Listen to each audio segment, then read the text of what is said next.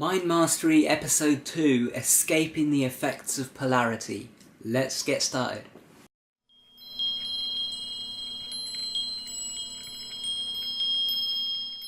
Hey guys, and welcome back to Tipharot, and welcome back to the Mind Mastery series where we show you how to get your mind back in your control.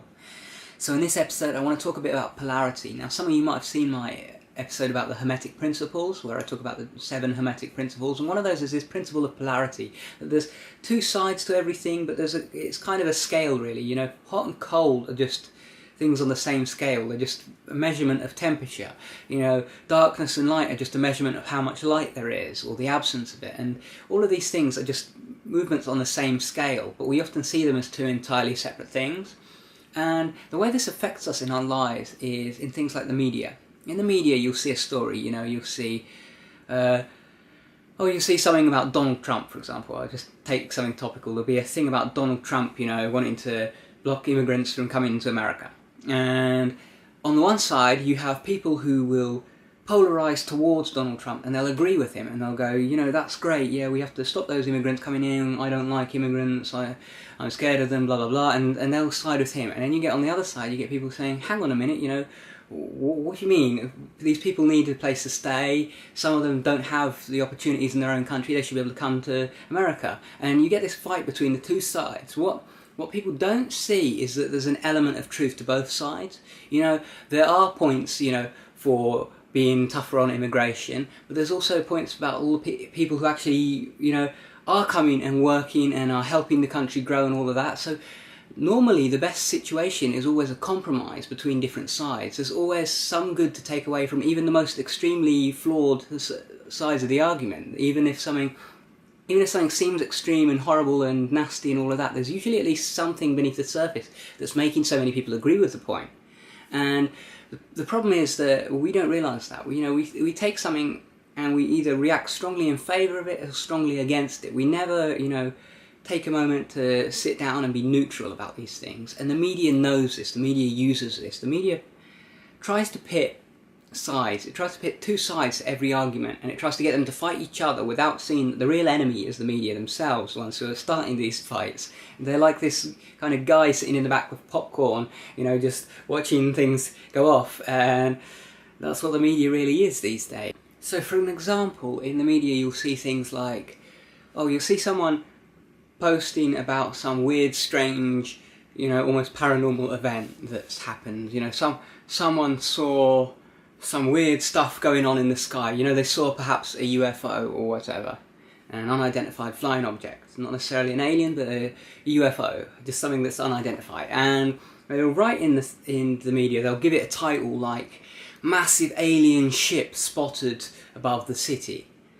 And that's a really kind of emotive, polarised title, because this means the people who support the idea that there, you know, could be alien ships here are going to see that and they're going to be like, yeah, and they buy it just to read the story, to learn about this potential alien ship. And then the people who, you know, don't believe that are going to be attacking them, saying, you know, it couldn't be an alien ship, it was moving at this speed, it doesn't make sense for it to look like this, it's probably, you know, this or this or this, and it gets this kind of fight going between two people who aren't the media. Well, the media is just sitting back and raking in the money. They're all buying the newspaper, or they're all consuming the media online, but it's, you know, all money coming to them regardless of what side you put yourself on. Whereas in actual fact you might notice it's something else. I'll give a great example of this actually. There was this story recently about this floating city being spotted over China, and in the media I saw they'd pitted this perfect argument. They had these people who were saying that, you know, this is an actual floating city flying above China, because you saw this video where you see this city like flying up in the clouds, and they said, you know, on one side they had people saying this was an actual city up there, and then they said, in their article, they said that the scientists were actually saying this was just a mirage. Now the thing is, they never quoted any scientists, they just made that up, saying that there were scientists saying this. Well, the actual scientists would tell you is that this video was clearly a fake. I mean, it was bloody obvious. It was special effects in the video. I mean, anyone who's done any video editing could see that immediately. But because they put in the article that scientists were saying, you know, it's probably just a mirage or whatever, this creates this kind of fight between two sides that are neither of them is right, so they're just going to keep fighting, because the people are going to see that it doesn't look like a mirage. A mirage doesn't have that particular quality, that kind of 3D quality to it that this image had.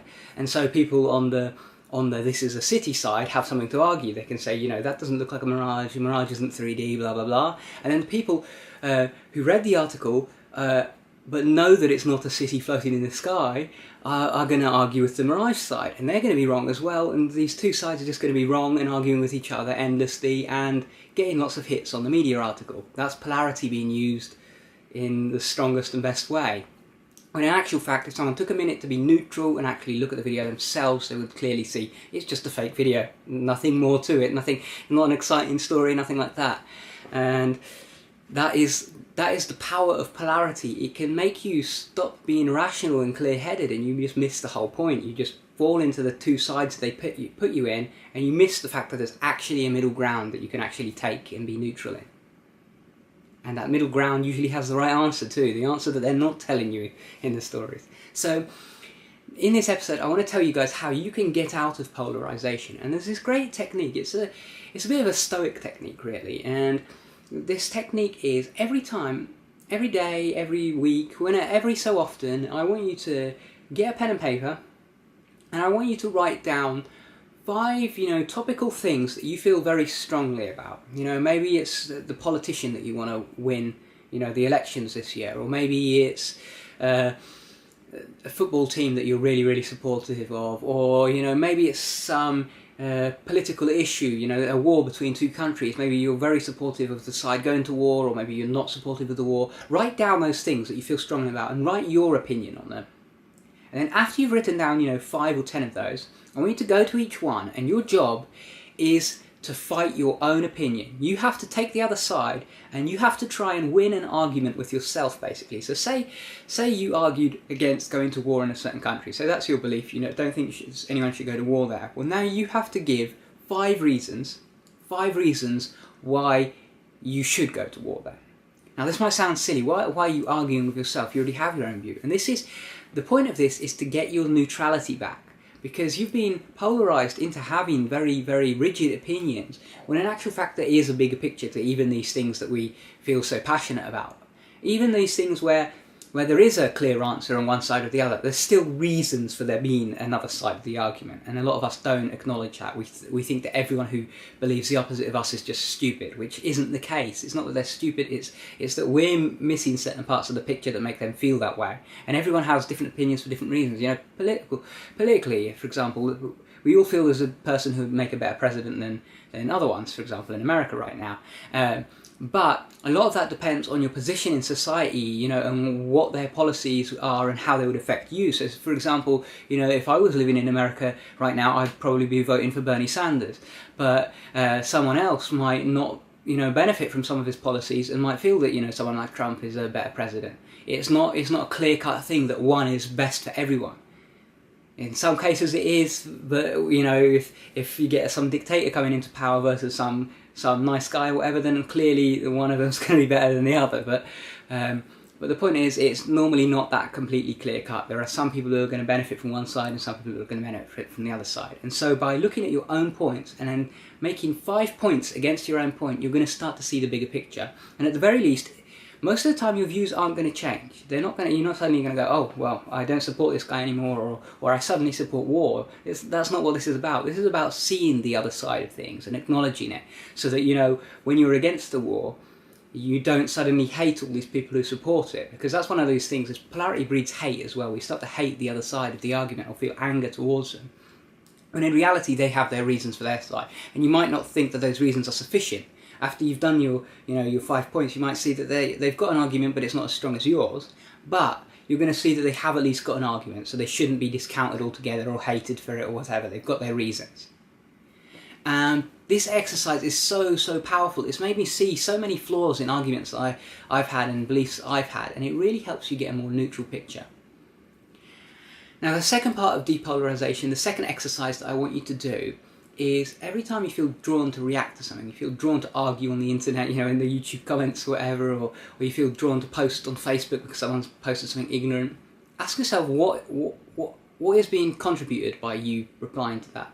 Are they going to change their opinion? 99.999% of the time, no. Are you gaining anything from contributing to the argument? 99.999% of the time, or in fact 100% of the time, no. So there's basically no reason to ever react to those things, and we waste so much time doing it. We get angry, we get worked up for no reason. Just ignore those posts. If you see someone posting something stupid, just have a quick chuckle to yourself, but don't reply to it. And a lot of people do this, you know, we sit on Facebook, we sit in YouTube, we sit on these places, and we get drawn in. Every time we see something stupid, we feel like it's our job to correct it. It's not our job. We're not gonna change someone's mind just by posting a comment to them. We're just gonna get them angry and get ourselves angry. So don't waste your time on that. So these have been 2 quick techniques that you can use to get depolarized and to get back control and not be swayed so much from one side to the other by the media and by people who get you angry and by beliefs and viewpoints and all of that. And I hope you start applying these techniques, and I hope you've enjoyed the lesson of mind mastery this week. And if you like that and you want to stay tuned for future mind mastery episodes, or you just want to check out more similar self-development content, then remember to subscribe up there, because we've got regular videos that come out every Wednesday and Saturday, and occasionally some others. If you enjoyed the video, leave a like, and if you have any comments or questions about this episode, about polarity, what it means, and depolarization and other techniques that you can use, then leave them down in the comments below. Maybe share some of your own techniques. If you want to keep watching, check out the video linked on screen. And thanks for watching, guys. Take care. Peace.